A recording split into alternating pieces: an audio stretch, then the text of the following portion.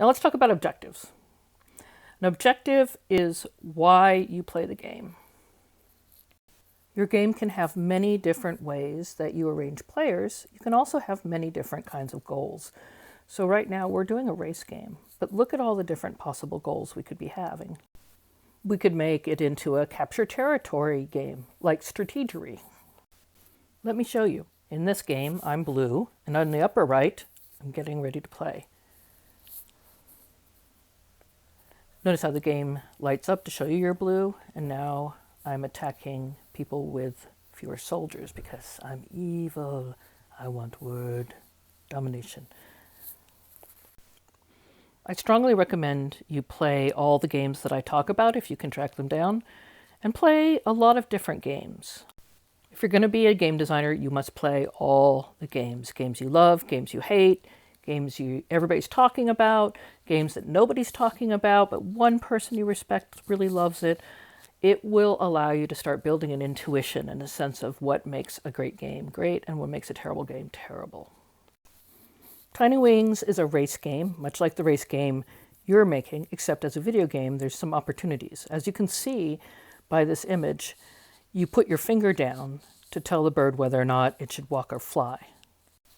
The little bird goes faster when it's going downhill and slows down uphill. So if you can get enough lift, you can actually start to fly.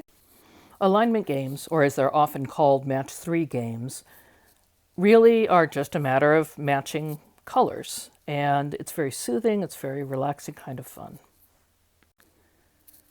Forbidden action. Fruit Ninja is the classic one, and in board games it's the game of operation, in which you're trying to do something, but also not do something.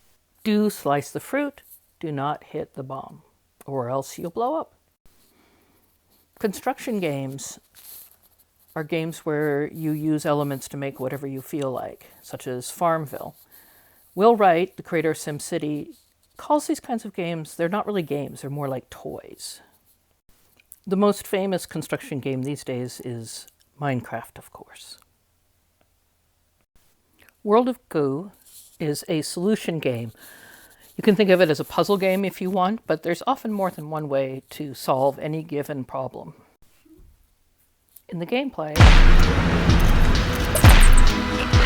can see that you're dragging the goo up, trying to get at a mysterious pipe. It's also known as a physics game,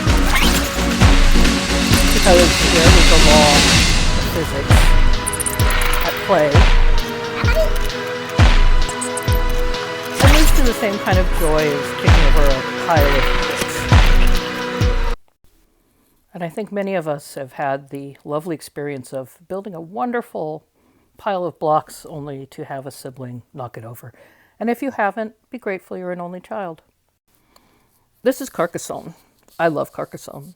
It's also available on the iPad. It's a board game that is considered a tile matching game, in which it's also a capture territory game. So you're trying to outwit another human being by getting the most territory. As you can see, often games have more than one objective. So as I said, a game can have more than one objective at the same time. But you know what? It can also have different objectives that you move back and forth from to change the pace of the game and keep it more interesting. For example, Spider-Man, we have it on the PS4. Most of the time you're swinging around looking for bad guys.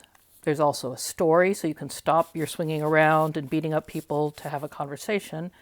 And on top of it, every so often, you get a puzzle that you have to solve. These puzzles have a very different look and very different feel from the main part of the game. But they are really interesting to give your thumb a rest, to do something different with your mind, to create a moment of reflection and thoughtfulness amidst all the action. So you can move objectives back and forth in the case of a larger game or puzzle. Sometimes the goals are unclear. As I said, with SimCity, what is a winning state? Is it just to make something beautiful? Is it to make something balanced? Is it to see how far you can push the edge? And then there are games that seem to have no objective at all, except the objective you bring to it, like SimCity. At no point do they say, you need to do this. they definitely encourage you to be thoughtful about what you're doing. But you can make a game that's all about making the most beautiful city.